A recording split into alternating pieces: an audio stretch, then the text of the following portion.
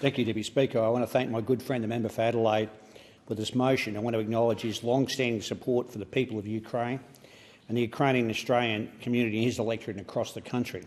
Just over a week ago, on the 24th of August, we marked the 34th anniversary of the Ukrainian Declaration of Independence.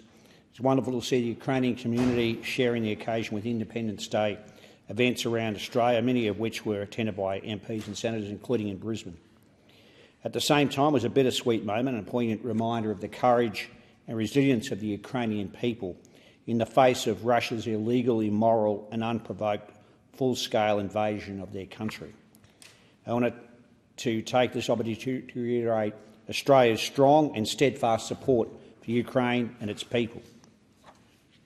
Not just because it's in Australia's national interest, but it's in the right thing to do. Because what happens in the Euro-Atlantic has serious implications for our region, the Indo-Pacific and vice versa. My capacity as Chair of the Joint Standing Committee on Foreign Affairs, Defence and Trade, I've met the Ukrainian Ambassador, His Excellency Vasyl Miroshchenko, a number of times, and I've conveyed that message to him directly. Make no mistake, this is a David and Goliath struggle, not just for the people of Ukraine, but for their national sovereignty and existence. This is a monumental struggle for international rule of law and a global rules-based order and a just war on the part of Ukraine. It's clear President Putin's regime has imperialistic designs for Ukraine and beyond. We must ensure Russia's illegal and immoral actions are not rewarded through any peace process.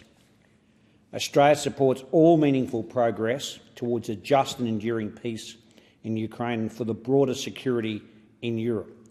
But pressure will need to be applied to Russia to engage in good faith. Australia will continue to work on delivering concrete actions to support Ukraine now and into the future. We are always open to considering any new proposal to support Ukraine, which we've done so in the past in our capacity and based on our comparative strengths. We have provided more than $1.5 billion in support, including $1.3 billion in military assistance and through vital equipment and training of Ukrainian forces. This makes us the largest non-NATO contributor of military assistance to Ukraine and more than $85 million in humanitarian assistance. As part of this, we transferred the first tranche of Australian-gifted M1A1 Abrams tanks in July in response to a request from Ukraine.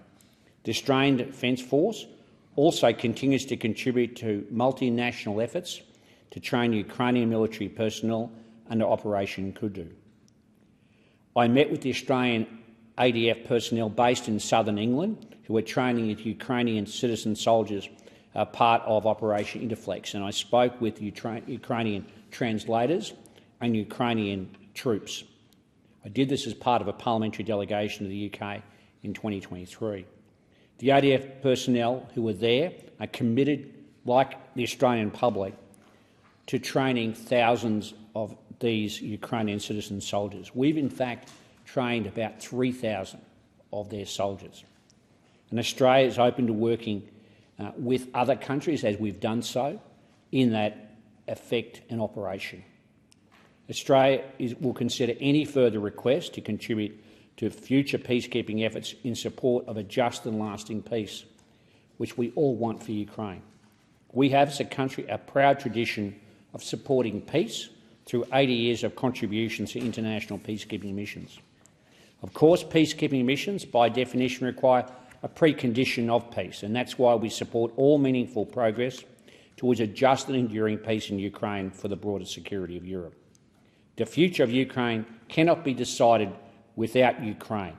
At the end of the day, a lasting peace should uphold Ukraine's sovereignty and territorial integrity, supporting security and stability in Europe and ensure Russia does not renew its aggression. To that end, we welcome the United States convening recently the meeting with President Zelensky and the European leaders to work towards a peace deal that ends Russia's illegal and immoral war and safeguards security and stability. Now it's up to President Putin. He needs to show he's serious. So far he hasn't. We will continue to support a just and lasting and comprehensive peace for Ukraine on its terms and security and stability in Europe.